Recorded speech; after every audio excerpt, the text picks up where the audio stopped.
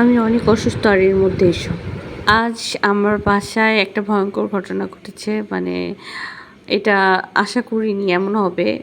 আমার বেবি, আমার বড় ছেলে বাসায় লক হয়ে গেছে। জানালা গ্রিল কেটে ওকে বের করতে হবে। আসলে আমরা ডক্টরের কাছে গিয়েছিলাম। তো ওর এক্সাম চলছিল। ওকে আমি বললাম যে, "তুমি চলো।" তো ও টিচার পড়াতে আসবে, ও যাবে না। তারপর আমরা ডক্টরের কাছে গেলাম। ও বাসায় ছিল। এর আগেও থাকছে। কিন্তু ও আসলে অনেক ভোরবেলা, ও যেহেতু একটা মাদ্রাসা স্কুলে পড়ে, তো অনেক ভোরবেলা ওকে এক্সামের জন্য যেতে হয়েছে। তো আসার পর মানে সে অনেক ক্লান্ত ছিল। তার টিচার পড়ায় গেছে। তো সে রুমে এসি ছেড়ে ঘুমায় পড়ছে। মানে টিভি দেখতে দেখতে ঘুমিয়ে পড়ছে।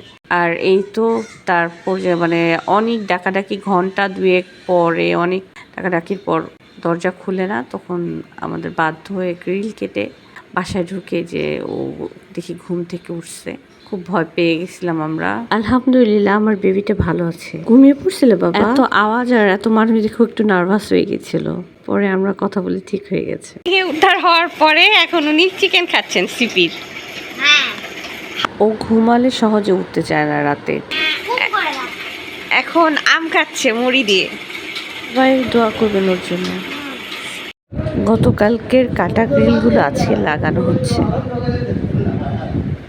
গতকাল কি এক মানসিক ট্রমা গেছে আমাদের উপর দিয়ে, বললে বোঝাতে পারবো না। মনের বিশ্বাস বলছিল ঠিক আছে, আবার ভয় করছিল যদি কিছু হয়।